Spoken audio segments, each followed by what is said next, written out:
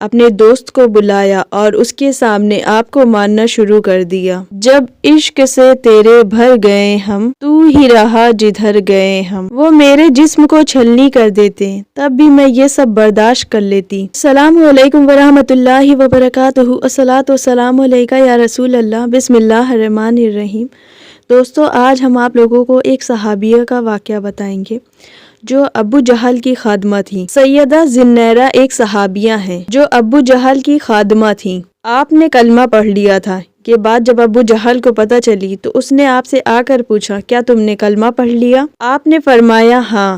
آپ عمر میں بڑی تھیں، مشقتیں اٹھا نہیں سکتی تھیں، لیکن ایک دن ابو جہل نے اپنے دوست کو بلایا اور اس کے سامنے آپ کو ماننا شروع کر دیا، لیکن وہ برداشت کرتی رہیں کیونکہ وہ اللہ کے نام پر بڑی سی بڑی تکلیف برداشت کرنے کے لیے تیار تھیں۔ جب اس نے دیکھا کہ اتنا ماننے کے بعد بھی آپ کی زبان سے کچھ نہیں نکلا تو اس نے کسی چیز سے ان کے سر پر مارا، جس سے ان کی آنکھوں کی روشنی چلی گئی اور وہ اندھی ہو گئیں۔ اب انہوں نے ان سے مذاق کرنا شروع کر دیا، کہا، دیکھو تم نے ہمارے بتوں کی پوجا کرنی چھوڑ دی، اس لیے انہوں نے تمہیں اندھا کر دیا۔ وہ مار کھا چکی تھیں، سب تکلیفیں برداشت کر چکی تھیں، مشقتیں اٹھا چکی تھیں، یہ سب سزائیں برداشت کرنا ان کے لیے آسان تھا، لیکن جب انہوں نے یہ بات کہی تو آپ برداشت نہ کر سکیں، چنانچہ وہ تڑپ اٹھیں اور فوراً اٹھ کر کمرے میں گئیں اور سجدے میں گر گئیں،